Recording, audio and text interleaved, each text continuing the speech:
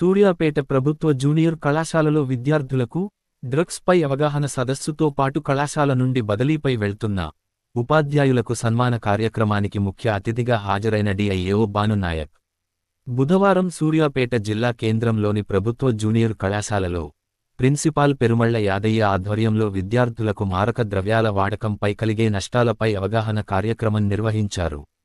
అదే విధంగా ఎన్నో ఏండ్లుగా కళాశాలలో ఉపాధ్యాయులుగా పనిచేసి బదిలీపై వెళ్తున్న ఉపాధ్యాయులకు సన్మాన కార్యక్రమం నిర్వహించారు. ఈ కార్యక్రమానికి డిఐఓ భానునాయక్ ముఖ్య అతిథిగా హాజరై మాట్లాడుతూ, డ్రగ్స్ మహమ్మారి కేవలం తెలంగాణ రాష్ట్రాన్ని మాత్రమే కాకుండా మొత్తం దేశాన్ని అల్లకల్లోలం చేస్తుందని, 14 నుండి 30 సంవత్సరాల యువకులు అధిక మొత్తంలో డ్రగ్స్ బారిన పడుతున్నారని పేర్కొన్నారు. కొకైన్, హెరైన్ అనే పేర్లను కలిగి డ్రగ్స్ ఉంటున్నాయని, వాటితో విద్యార్థులు జాగ్రత్తగా ఉండాలని, వీటి బారిన పడినవారు జీవితంలో ఏమి సాధించలేరని విద్యార్థులకు తెలియజేశారు. డైరెక్ట్ డ్రగ్స్ తీసుకోవడానికి ఇష్టపడని వ్యక్తులకు చాక్లెట్, బిస్కెట్లల్లో పెట్టి విక్రయిస్తున్నారని తెలిపారు. జీవితంలో ఎవరు ఎలా తయారు కావాలన్న ఇంటర్మీడియట్ విద్య చాలా ముఖ్యమైనదని గుర్తు చేశారు. కళాశాలలో విద్యను అభ్యసించి క్రమశిక్షణతో ఉండాలని, ఈ వయస్సులో అన్ని అద్భుతాలుగా కనిపిస్తాయని ప్రలోభాలను నమ్మి జీవితాలను నాశనం చేసుకోవద్దని, క్రమశిక్షణతో విద్యను అభ్యసించి ఉన్నత శిఖరాలకు చేరుకోవాలని ఆశించారు. అప్పటికప్పుడు మత్తును కలిగిస్తూ ఎన్నో అనర్థాలకు దారితీసే మారక ద్రవ్యాలకు అలవాటు పడవద్దని కోరారు. ఈ కార్యక్రమంలో కళాశాల ప్రిన్సిపాల్ పెరుమళ్ల యాదయ్య, ప్రసాద్, సైదులు, గురయ్య, వాసు, ఉపాధ్యాయులు, విద్యార్థులు తదితరులు పాల్గొన్నారు.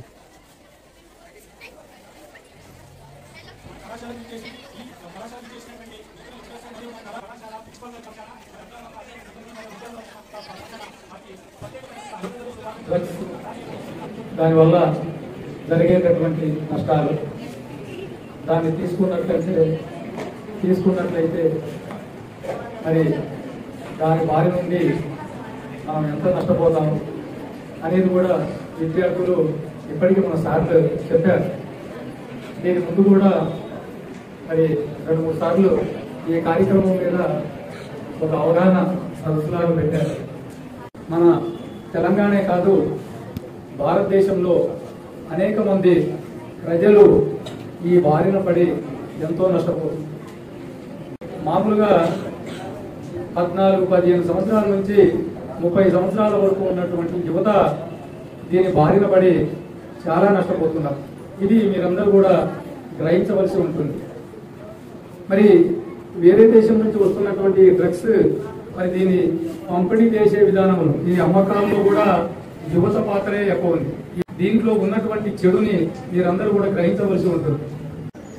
అదే సిటీ లెవెల్లోనైతే కొకైన్, అది కూడా ఫారెన్ సంబంధించినటువంటి ఆ కోకా అనే ఆ చెట్టు నుంచి తయారవుతుంది. హెరాయిన్, ఇట్లా ఈ మత్తు పదార్థాలు అనేక రకాలుగా ఉంటాయి. ఒక రకమని కాదు. మామూలుగా మనం కొంతమంది ఇది తీసుకొని వాళ్ళు ఇంజెక్షన్ రూపంలో కూడా తీసుకుంటున్నారు. దానివల్ల వాళ్ళ జీవితం మొత్తం కూడా మరి భవిష్యత్తులో దేనికి ఉపయోగపడకుండా తన కుటుంబం మొత్తం కూడా నాశనం అవుతుంది. కాబట్టి యువకులందరూ కూడా ఇంటర్మీడియట్ లెవెల్లోనే ఇట్లాంటివి చాలా ఎక్కువగా, డిగ్రీ లెవెల్లో ఇంకా ఈ రకంగా ఎక్కువగా మనం దీని బారిన పడుతున్నాం. ఇది అనేక రకాలుగా ఈ మత్తు పదార్థాలు ఉంటాయి.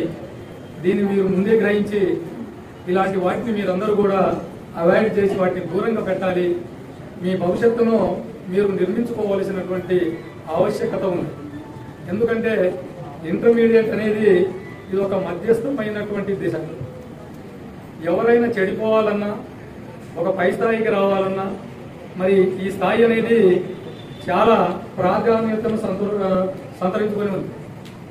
ఇక్కడ మీరు ఈ ఇంటర్మీడియట్ నుంచి బయట పాస్ అయ్యి వెళ్ళిపోయారంటే ఇక మీరు రేపు డిగ్రీ కావచ్చు, ఇంజనీరింగ్ కావచ్చు, లేకుంటే మెడిసిన్ కావచ్చు, ఏదైనా కావచ్చు, మీరు ఎక్కడికైనా మంచిగా చదువుకునేటటువంటి అవకాశం ఉంటుంది. అదే ఇంటర్మీడియట్లో ఏ చెడు వ్యసనానికి బానిసై మనం ఇక్కడ ఆగిపోయామనుకోండి, మీ జీవితం మొత్తం కూడా మళ్ళీ ఏదో ఒక పని రోడ్ల మీద తిరగడం తప్ప మనం ఏం చేసేది ఉండదు. ఈ వయసులో మనకేం తెలియదు.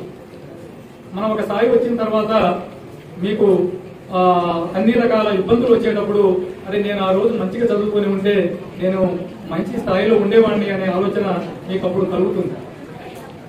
మేము కూడా మీ స్థాయి నుంచి వచ్చిన వాళ్ళని, మేము ఈ స్థాయికి రావడానికి ఎంత కష్టపడ్డామనేది కూడా ప్రతి విద్యార్థి దాన్ని గ్రహించాలని కూడా ఈ సందర్భంగా కోరుతున్నాను. మీరు ఒక మంచి స్థాయికి, ఒక ఉన్నతమైన స్థాయికి పోయినప్పుడే మాకందరూ కూడా ఇక్కడ ఉన్న అధ్యాపకులందరూ కూడా సంతోషిస్తారు. మీరు వచ్చి ఎప్పుడైనా వచ్చి సార్ నేను ఒక నాకు ఈ జాబ్ వచ్చింది, లేకుంటే నేను ఒక పిహెచ్డీ చేస్తున్నా, లేకుంటే నేను ఒక డాక్టర్ చేస్తున్నా అంటే మాకు దానికంటే ఎక్కువ సంతోషం ఏది ఉండదు. కాబట్టి విద్యార్థులారా, ఇది డ్రగ్స్ అనేది అది అప్పటికప్పుడే ఏదో ఒక రకమైన ఉత్తేజం, ఒక సంతోషం ఆ కొద్దిగా తీసుకున్నప్పుడు దానికోసం బలి కావద్దని మరోసారి మీకు విజ్ఞప్తి చేస్తూ ముగిస్తుంది.